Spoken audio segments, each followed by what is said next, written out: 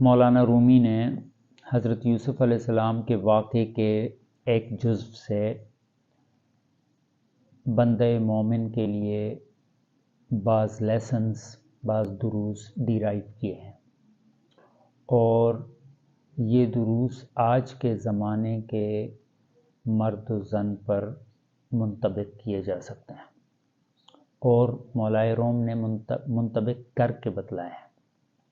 انہوں نے جن اشعار میں، مثنوی مولانا روم کے جن اشعار میں اس کو بیان کیا ہے، تو اس میں سے میں نے 3 اشعار کا انتخاب کیا ہے، تو بہت ہی عام موضوع ہے۔ اس کا باقاعدہ آغاز کرتے ہیں حمد و ثناء کے ساتھ اور درود و سلام کے ساتھ۔ بسم اللہ الرحمن الرحیم، الحمد للہ رب العالمین، والصلاة والسلام علی سید الرسل وخاتم النبیین وعلی آلہ وصحبہ وبعد۔ مولائے روم فرماتے ہیں، یوسف حسنی و این عالم چچا، ویرسن صبرست بر امر الہ، در رسن زن دست بیرون روز چاہ، تاب بینی بارگاہ بادشاہ، تاب بینی عالم جان جدید، عالم بس آشکار و ناپدید۔ فرماتے ہیں یوسف حسنی و این عالم چو چاہ، در حقیقت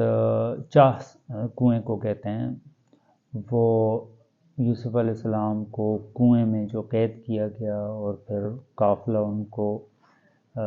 رسی اور ڈول کے ذریعے باہر نکال کر لے گیا، مصر کے بازار میں فروخت کیا، اور پھر عزیز مصر کے ہاں انہوں نے عزت پائی،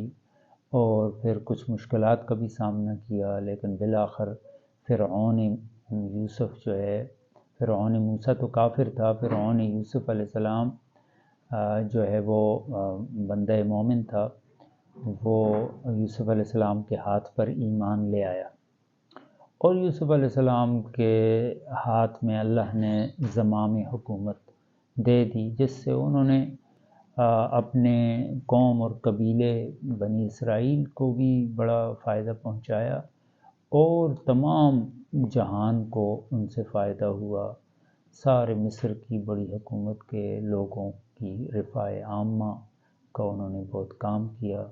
ان کے لیے دنیا کے راستے بھی ہموار کیے، اور ان کو اخروی فائدے بھی پہنچائے، ایمان کی دولت سے سرفراز کرنے کا سبب بھی بنے۔ تو مولائے روم آج کے دور پر اس کا انطباق کیسے خوبی کے ساتھ کرتے ہیں، ملاحظہ کیجئے۔ فرماتے ہیں تم بھی ایسے یوسف ہو جس کے اندر بڑی حسین صلاحیتیں اللہ نے رکھی ہیں۔ گویا کہ وہ اشارہ کر رہے ہیں اس آیت کی طرف جس میں اللہ فرماتے ہیں لَقَدْ خَلَقْنَا الْإِنسَانَ فِي أَحْسَنِ تَقْوِيمٍ،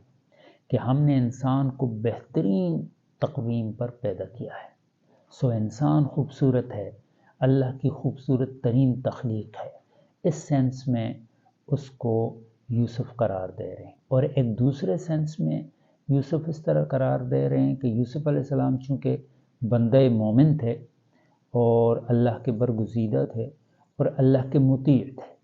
تو جو بھی اطاعت کرنے والا بندہ ہے وہ اس سینس میں اس کو یوسف قرار دے رہے ہیں، یوسف زمانہ قرار دے رہے ہیں۔ فرماتے ہیں کہ تم بڑی خوبصورت خوبیوں والے اور بہت اچھی باطنی صلاحیتوں والے یوسف زمانہ ہو، اور تم بھی یوسف علیہ السلام کی طرح کنویں میں قید ہو۔ وہ کنواں کیا ہے؟ وہ کنواں خواہشات نفس کا کنواں ہے جس کے اندر تم قید ہو۔ وہ کنواں معصیت کی زندگی ہے، نافرمانی والی زندگی ہے، جس کے قیدوں میں، پھندوں میں تم مقید ہو۔ تو ان پھندوں سے اور ان قیود اور ان مصائب سے تم کیسے نکلو گے؟ جیسے یوسف علیہ السلام کے لیے رسی لٹکائی گئی تھی، ڈول لٹکایا گیا تھا اور انہوں نے کنویں سے نجات پائی تھی، اسی طرح تمہارے لیے بھی ایک رسی ہر وقت لٹکائی ہوئی ہے، اور صرف اس کو دیکھنے کی ضرورت ہے، اس کی طرف توجہ کرنے کی ضرورت ہے۔ فرماتے ہیں وہ رسی ویں رسن صبر بر امر الہ،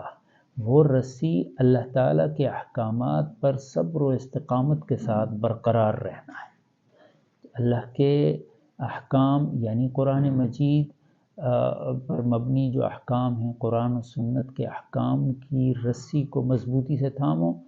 ان احکام پر صبر اور استقامت کے ساتھ قائم رہو، جتنی بھی مشکلات پیش آئیں اس پہ صبر کرو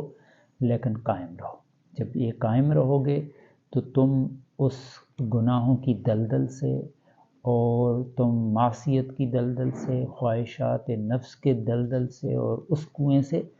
اس رسی کے ذریعے سے باہر آ جاؤ گے۔ جب رسی کے ذریعے باہر آ جاؤ گے تو جیسے یوسف علیہ السلام باہر آنے کے بعد انہوں نے مصر کے بازار کے احوال دیکھے اور پھر دربار شاہ کے احوال دیکھے اور پھر بڑے مراتب دنیاوی اور مراتب اخروی حاصل کیے، اسی طرح تم بھی جب گناہوں کی دلدل سے، گناہوں کے کنویں سے، خواہشات نفس کے کنویں سے باہر آ جاؤ گے تو تم بھی بڑے مراتب دیکھو گے اور تم بڑے مفید انسان بن جاؤ گے، جو اپنی ذات کے لیے، اپنے قوم قبیلے کے لیے، اپنے ارد گرد کی تمام انسانیت کے لیے تم مفید بن جاؤ گے۔ تم رفاع عامہ تمہارے ذریعے سے اللہ تعالیٰ انسانوں کو فائدہ پہنچائیں گے اور تمہاری زندگی قیمتی ہو جائے گی۔ ترجمہ کرتا ہوں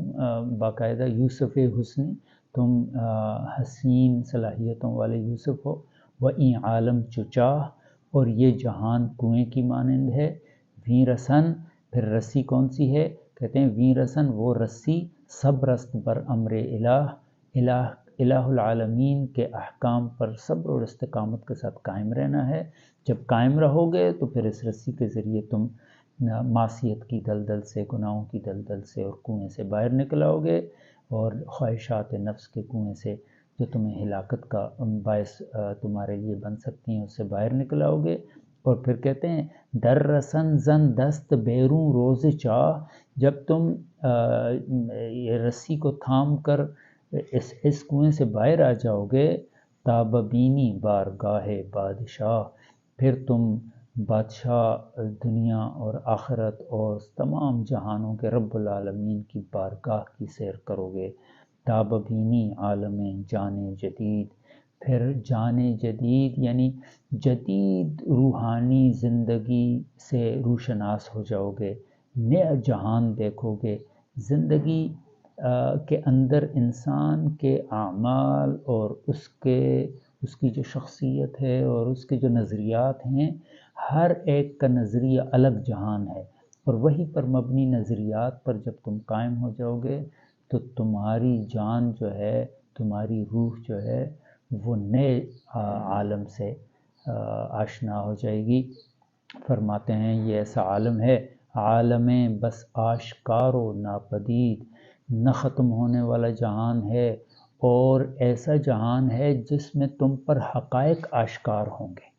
تم حقائق کو سمجھ لو گے کہ حقیقت کیا ہے۔ حقیقت تم پر آشکار کرے گی اللہ کی وحی اور قرآن مجید، کیونکہ وہ فرقان حمید ہے، وہ حقائق سے تمہیں روشناس کرائے گا اور تم اس کی طرف متوجہ ہو جاؤ گے تو دنیا اور آخرت میں فلاح بھی پاؤ گے، اور تمہارے ساتھ متعلق تمام لوگوں کو صلاح اور فلاح نصیب ہوگی۔ حق تعالی شانو ہمیں قرآن مجید میں تدبر کرنے کی توفیق نصیب فرمائے۔ وما علینا الا البلاغ المبین، وآخر دعوانا ان الحمد للہ رب العالمین۔ السلام علیکم ورحمۃ اللہ وبرکاتہ۔